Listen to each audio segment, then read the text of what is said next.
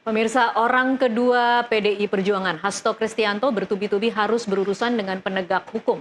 Pekan lalu, Hasto diperiksa oleh Polda Metro Jaya.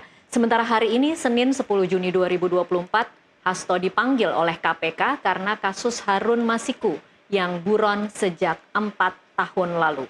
Apakah pemanggilan Hasto Kristianto oleh KPK hari ini murni penegakan hukum? Atau ini punya tali temali dengan kekuasaan demi melemahkan PDI Perjuangan yang sejak pemilu 2024 mendadak beda haluan dengan pemerintah? Jika benar ini merupakan penegakan hukum, apakah pemanggilan Hasto berguna untuk menyingkap kasus korupsi? Untuk membahasnya kami mengundang politikus PDI Perjuangan Aryo Seno Bagaskoro, pakar politik Ikrar Nusa Bakti, serta peneliti ICW Diki Anindya. Selamat malam Pak Ikrar, malam Mas Seno dan Mas Diki. Selamat malam, Pak. Malam, terima kasih sudah bergabung. Yo, apa kabar semuanya? Baik, terima kasih. Semoga semua sehat-sehat. Kita akan bicara soal Hasto, tapi sebelum kita mulai perbincangan, kita akan sama-sama menyimak pernyataan dari Hasto Kristianto hari ini. Dan bersama penyidik face to face itu paling lama 1,5 jam. Sisanya ditinggal kedinginan. Dan kemudian pemeriksaan saya belum masuk materi pokok perkara.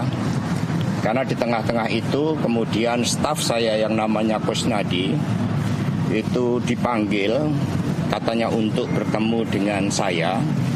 Tetapi kemudian tasnya dan handphonenya atas nama saya itu disita.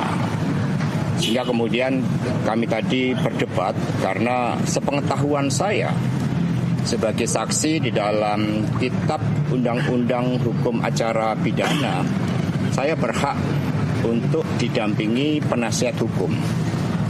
Dan kemudian akhirnya ya saya memutuskan bahwa pemeriksaan nantinya untuk dilanjutkan pada kesempatan lain. Dan kemudian...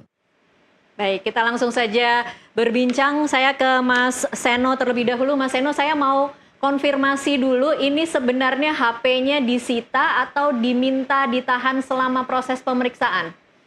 Ya disita, artinya disita ya diambil.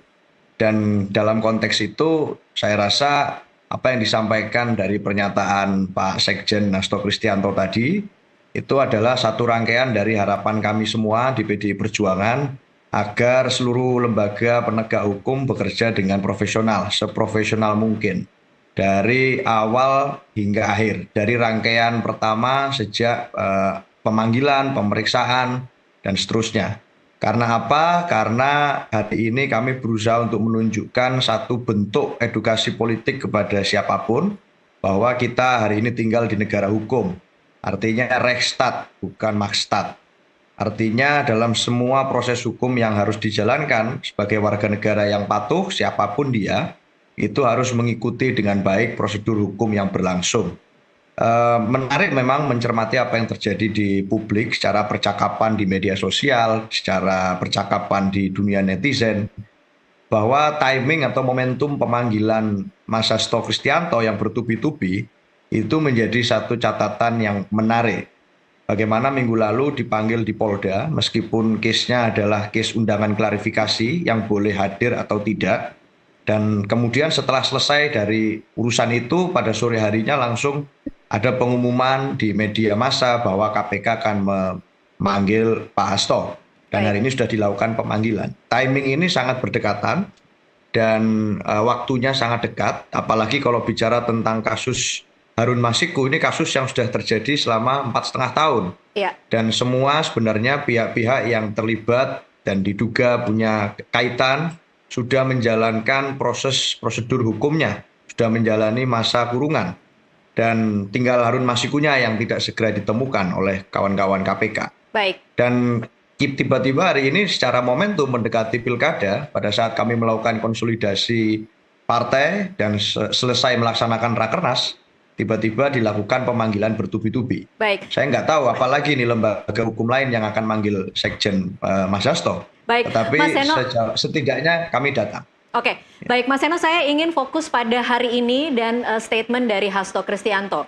Mengaku diperiksa selama 4 jam tapi hanya berhadapan dengan penyidik selama 1,5 jam, sisanya dibiarkan menunggu dan kedinginan. Kemudian ada komplain juga soal tidak didampingi penasehat dan juga soal tas dan HP dari staf Hasto Kristianto bernama Kusnadi yang disita. Ini dari semua ini artinya apakah memang Pak Hasto menganggap bahwa ini adalah perlakuan yang berbeda? Ya kami nggak ngerti ya apakah itu bentuk dari diskriminasi atau perlakuan yang berbeda atau tidak. Tapi setahu kami dalam menghadapi hukum semua sama di mata hukum. Dan kami ingin berlaku profesional, taat hukum, maka Pak Hasto datang.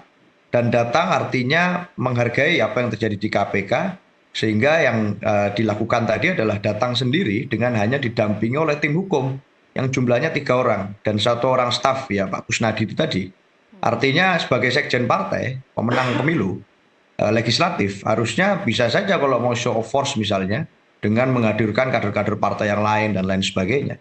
Tapi kami menyadari betul bahwa proses hukum harus dihargai, lembaga penegak hukum kami hargai untuk bekerja secara profesional. Dan Pak Sekjen hadir sendirian dengan didampingi kuasa hukum.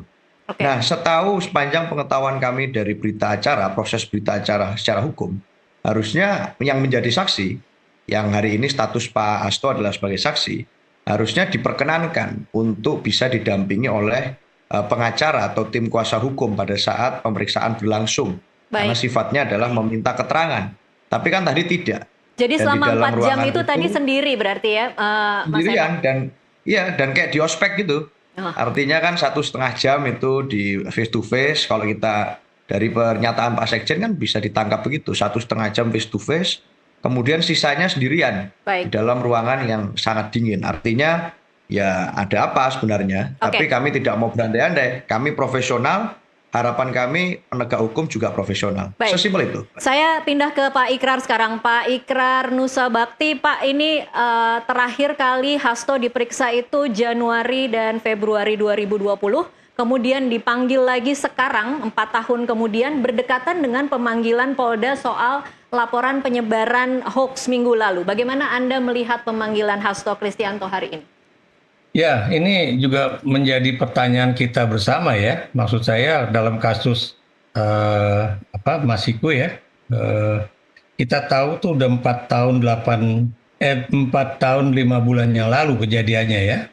Dan kemudian tiba-tiba Harun Masiku menghilang dan kemudian tidak ada kelanjutan dari istilahnya itu penyidikan ataupun pendidikan mengenai Harun Masiku itu sendiri ya. Dan kemudian tidak ada juga kemudian Mas Hasto sebagai sekjen PDIP kemudian dipanggil kembali ya untuk melanjutkan proses kasus tersebut ya. Karena kan banyak yang mengatakan bahwa Mas Hasto juga kira-kira juga kenal sama Harun Masiku dan kemudian mungkin dia tahu bagaimana proses suap menyuap antara Harun Masiku dengan seorang komisioner KPU pada saat itu kan. Nah itu yang kemudian kalau kita perhatikan proses tanya jawab antara KPK dengan Mas Hasto itu kan tidak berlangsung ya ketika Harun Masiku kemudian menghilang dari peredaran lah begitu kan. Nah kemudian sekarang muncul ya ketika antara Jokowi dengan PDIP tidak lagi menjadi bagian dari sebuah partai dan presiden yang kemudian didukungnya, kemudian kasus Harun Masiku dimunculkan kembali. Kasus Mas Hasto yang katanya tadi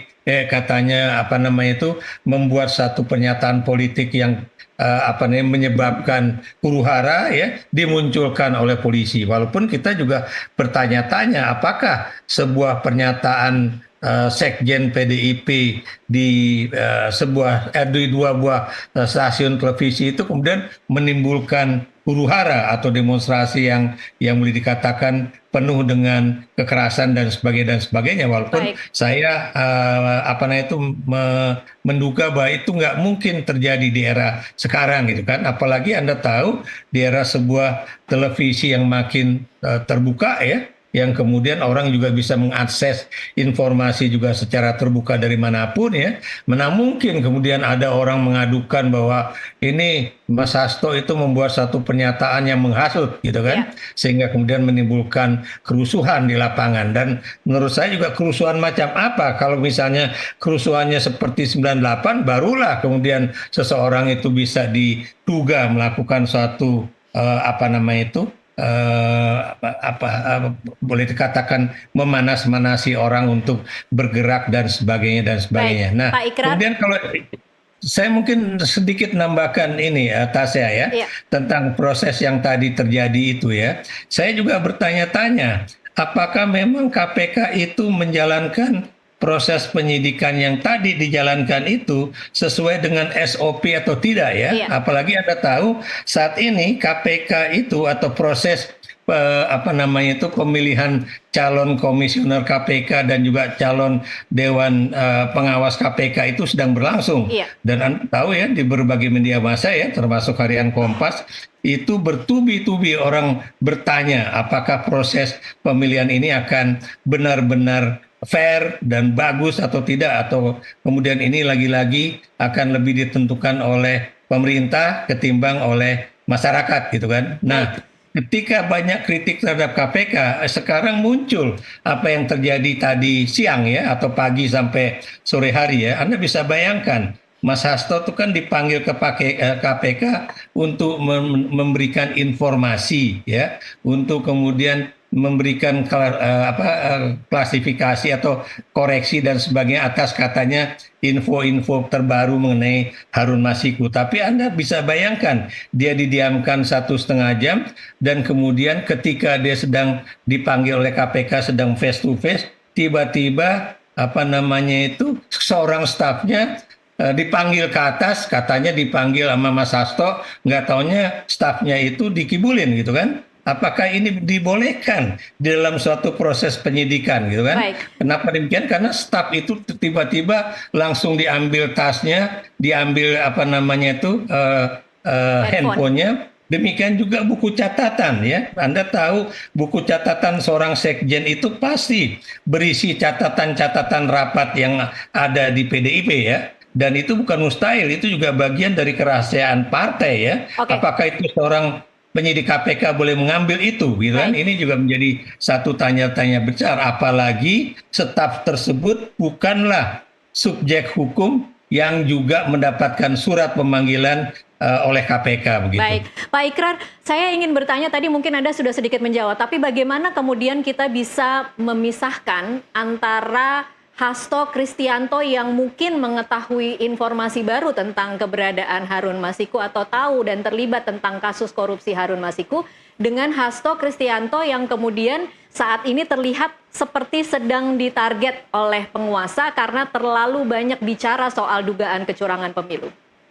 Nah, itu juga menjadi satu persoalan besar ya. Tadi makanya kenapa saya menggunakan kata-kata ketika Presiden dengan PDIP itu masih boleh dikatakan menjadi satu bagian di dalam satu partai politik, kasus Harun Masiku itu tidak pernah dimunculkan ya. Tapi kemudian ketika sekarang apa namanya itu antara Jokowi dengan PDIP itu boleh dikatakan tidak lagi berada di dalam satu kapal yang sama, kemudian kasus ini dimunculkan. Dan ini kan sama persis atau mirip dengan kasus-kasus hukum yang kemudian akan diajukan oleh KPK atau apa namanya Kejaksaan Agung terhadap beberapa politisi senior ya. Anda tahu mereka yang kemudian mengubah posisi menjadi pendukung Prabowo Gibran, akhirnya kasusnya tidak berlanjut, baik itu di KPK ataupun di Kejaksaan Agung. Nah, apakah kemudian persoalan Hasto Kristianto ini juga sama ya, ketika persoalan bahwa Jokowi bukan lagi bagian dari PDIP dan Hasto banyak sekali mengkritik Jokowi dan juga kebijakan-kebijakan politiknya, makanya kemudian dia dipolisikan atau juga di KPK-kan begitu ya. Jadi ini yang menjadi satu persoalan besar buat kita semua ya. Karena kita maunya persoalan Harun Masiku itu selesai cepat tanpa kemudian mengaitkan dengan persoalan politik, tapi persoalan hukumnya itu selesai dengan benar-benar baik begitu. Baik, saya ke Mas Diki Anindya, peneliti dari ICW untuk memberikan penyegaran sedikit tentang konteks kasus Harun Masiku agar kita tidak serta-merta langsung menyebut ini sebagai kriminalisasi. Tetapi apa catatan ICW tentang keterlibatan seorang Hasto Kristianto dalam kasus Harun Masiku? Karena kita juga tahu nama Hasto beberapa kali sempat disebut dalam persidangan persidangan Saiful Bahri maupun persidangan Wahyu Setiawan.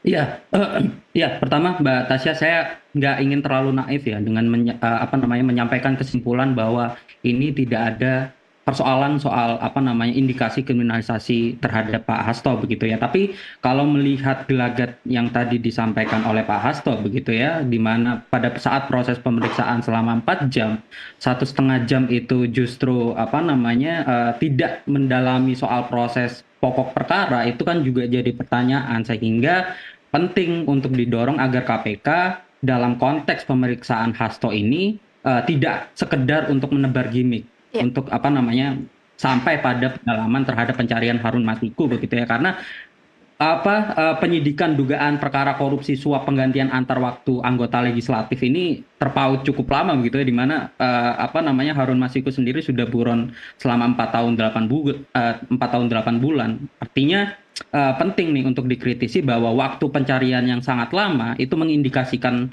ada indikasi kuat bahwa terdapat hal-hal ganjil begitu ya di balik proses hukum tersebut, antara kemudian KPK itu saya berpikir bahwa KPK ini sebetulnya tidak bisa untuk mencari Harun Masiku, bukan tidak bisa tapi tidak mau selama 4 tahun 8 bulan ini. Nah, makanya momentum ketika pemeriksaan Hasto ini seharusnya bisa digali begitu ya, bagaimana kemudian Harun Masiku pada saat melakukan tindak pidana penyuapan itu, apakah uang suap yang diberikan oleh Harun Masiku kepada Wahyu Setiawan, komisioner KPU, itu murni uang pribadinya atau ada pihak tertentu yang mendanai proses pergantian antar waktu itu. Selain itu yang pertama. Lalu kemudian yang kedua yang juga penting untuk ditelusuri begitu ya, adalah siapa saja gitu ya pihak yang mengetahui, mendiamkan atau bahkan membantu pelarian Harun Masiku. Ini kan juga menjadi pertanyaan yang kemudian perlu diperdalam agar bisa membuka potensi penyidikan atas sangkaan obstruction of justice. Nah, inilah yang kemudian perlu dijelaskan oleh KPK dalam proses pemeriksaan Hasto apa yang sudah didalami. Baik. Saya kira pimpinan KPK harus bisa menjelaskan ya, dan dalam proses pemeriksaan ini juga penting untuk dilakukan supervisi. Baik, Mas Diki, satu pertanyaan sebelum kita break. Saya penasaran dengan kalimat Anda tadi mengatakan bahwa KPK menurut Anda bukan tidak bisa tapi tidak mau mencari Harun Masiku. Mengapa? Iya, selama ini kan sebetulnya informasi keberadaan Harun Masiku itu sudah banyak tersebar begitu ya, banyak informasi terkait dengan keberadaannya. Misalnya beberapa awal tahun lalu kepolisian juga sempat memberikan informasi kepada KPK terkait dengan keberadaan Harun Masiku. Pertanyaannya adalah apakah kemudian informasi itu ditindaklanjuti atau tidak. Nah, ini kan yang penting begitu ya untuk dijelaskan, karena kami berpandangan bahwa tadi banyaknya informasi yang didapatkan oleh KPK justru tidak bisa dimanfaatkan untuk kemudian secara serius mencari Harun Masiku. Mbak Tasya. Oke, baik. Kita akan break dulu. Kita akan kembali usai jeda berikut. Pemirsa tetaplah bersama NTV Prime.